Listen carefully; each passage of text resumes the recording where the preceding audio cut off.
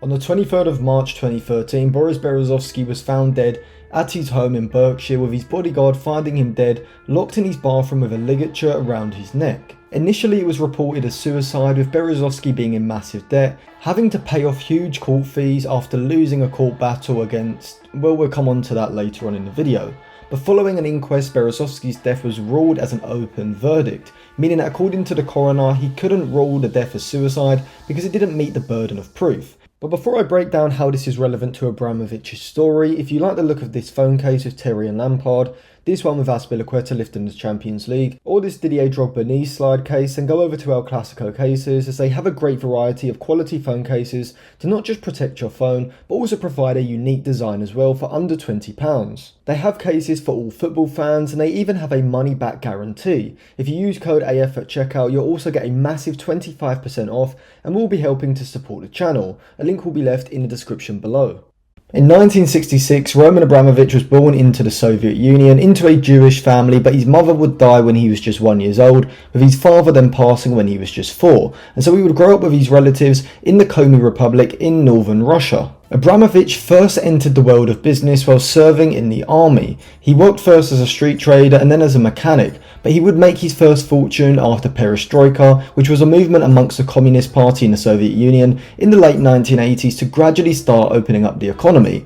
And so Abramovich started selling toys and started up an automobile parts cooperative as well. Within just a few years, his wealth had spread to pig farms and the trading of timber, sugar and foodstuffs, and of course oil. In the mid-90s, Abramovich would meet the man who would be the catalyst for him becoming one of the richest men in the world, and that man was Boris Berezovsky. In 2011, Berezovsky brought a civil case against Roman Abramovich to the High Court of Justice in London, accusing Abramovich of blackmail, breach of trust and breach of contract, and seeking over £3 billion in damages. This became the largest civil court case in British legal history. Berezovsky claimed past ownership of the oil company Sibneft, but Abramovich asserted that Berezovsky had never owned any actual shares in Sibneft, and that the £1.3 billion paid in 2001 for his stake in the company was actually in recognition of Berezovsky's political assistance and protection during the creation of Sibneft in 1995. Berezovsky's claim was dismissed in court, with the judge seeing him as an unreliable witness and that the amount paid to him represented a fair amount.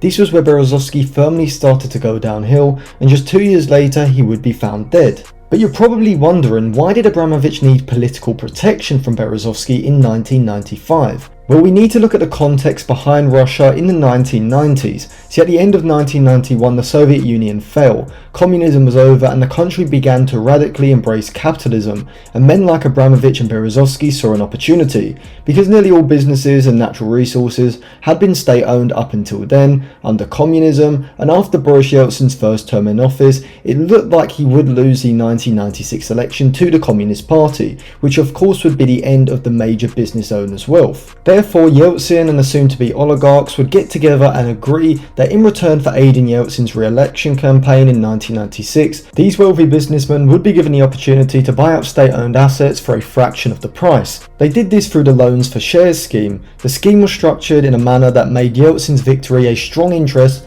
of the investors' involvement. Commercial Russian banks would provide the loans to the businessmen, but the two-stage program was structured so that the loans would be allocated before the election, but the auction of the actual shares would only take place after the election, making it a financial concern of the oligarchs for Yeltsin to win the election. Abramovich was able to work his way into these conversations because of the relationship that he had built with Berezovsky, a truly life-changing business relationship. At bargain basement prices, businessmen like Vladimir Putin picked up companies like Norilsk Nickel, the world's #1 smelter of palladium, as well as nickel, and men like Mikhail Khodorkovsky, who was able to pick up Minatep, and Boris Berezovsky, who acquired the oil giants Sindaco, Yukos and Sibneft, with both Berezovsky and Abramovich reportedly paying $100 million each for half of Sibneft. Sibneft's value then rose dramatically into the billions, showing that the price the two men had paid was significantly lower than the actual worth. Abramovich then moved into the aluminium industry, or if you're American, learn to pronounce the words right,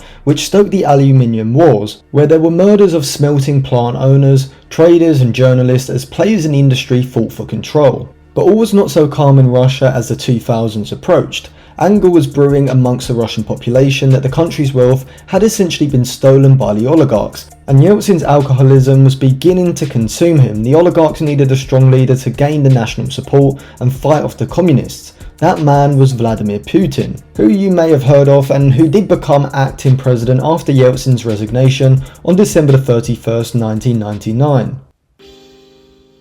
Vladimir Putin was born in Leningrad, now St. Petersburg, in 1952. He studied law in the 1970s before joining the Russian Secret Service, the KGB, in the 1980s, and was deployed in Dresden, East Germany, where he would witness the fall of the Soviet Union and communism by the early 1990s. An event that he would describe as the greatest catastrophe of the 20th century. Maybe a little dramatic, as the 20th century wasn't exactly a barrel of laughs for many. And in particular, Putin was angered by the dissolution of the Soviet Union and the independence of its states, with a particular obsession with Ukraine. Under Yeltsin, Putin was made the head of the Secret Service and then Prime Minister, and then after that he would eventually take over from Yeltsin as president at the end of 1999. But he still needed to win the 2000 election, and he did so with the help of the oligarchs. Abramovich's business partner Berezovsky owned a media station, OTR, and so was able to pump out pro-Putin propaganda in order to get him elected in 2000. However, it turned out that Putin wasn't actually as easy to control as Yeltsin was, and immediately started veering off from the oligarchs' plans. He waged war in Chechnya, and when Berezovsky's media company started criticising Putin, Berezovsky had to flee to London, facing trumped-up charges of fraud in Moscow, and so would remain in exile. In October 2003, Mikhail Khodorkovsky, who had made billions from oil giant Yukos in the 90s, was arrested on fraud charges. In 2005, he was found guilty and sentenced to 9 years in prison. Many believe that not only were the charges politically motivated in an attempt to prevent Khodorkovsky moving into the political sphere, but that Abramovich, whose company Sibneft had been in talks with Yukos about a merger prior to Khodorkovsky's arrest, may have had some influence in both the owner and the company's downfall. Whilst Abramovich's team dismissed the allegations as conspiracy theories, it's fair to say that he does have a significant connection with the Kremlin and Putin himself. In 1999, Abramovich reportedly interviewed each one of Putin's cabinet members before they were approved. In 2007, Abramovich was consulted by Putin on who should be his temporary successor as Russian president. Eventually, Dmitry Medvedev was a man who was chosen, being personally recommended by Abramovich. Chris Hutchins, a Putin biographer, has also claimed that Abramovich uses what is known as formal language when talking to Putin. When asked why, Abramovich said that it is because Putin is more senior than him, a testament to Abramovich's ability to cozy up to Putin to keep in his good books. After Berezovsky would take Abramovich to court in 2011 and his claim was dismissed in UK High Court, it emerged that the High Court judge Elizabeth Gloucester's stepson had been paid almost £500,000 to represent Abramovich as a barrister, and it has been said that her stepson's involvement was alleged to be a lot more than had been disclosed. Berezovsky stated, "Sometimes I have the impression that Putin himself wrote this judgment." When asked about this, Elizabeth Gloucester had declined to comment. A lot of credible US media reports that the US intelligence community believes that Abramovich is essentially a bag carrier or a financial middleman for Putin. Abramovich was also one of many Russian oligarchs named in the Countering America's Adversaries through Sanctions Act, which was signed into law by President Trump in 2017. Abramovich was also influential in aiding Russia's successful 2010 bid for the 2018 World Cup. So how connected is Abramovich to Putin? Well, very. Did he play a significant role in Putin gaining and then keeping power at the start of his reign? Almost certainly. Abramovich did sell Sibneft to Gazprom in 2005 for $13.1 billion, but it was his acquisition of Chelsea in 2003 from Ken Bates for around $140 million, which is what he is best known for.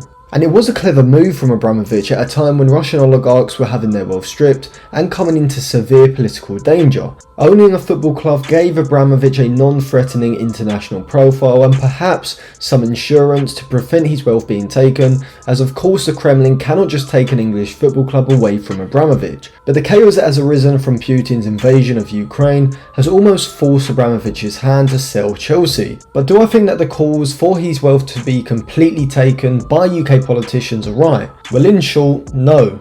Why? Well, you don't think that political corruption only happens between the Russian oligarchs and the Kremlin, do you? I won't go into all of them, but maybe you should check out the links I've left linked in the description below. So thank you for watching. If you enjoyed the video, subscribe to the channel, click the bell for notifications, put your thoughts in the comment section as well, and check out the description for some more videos too.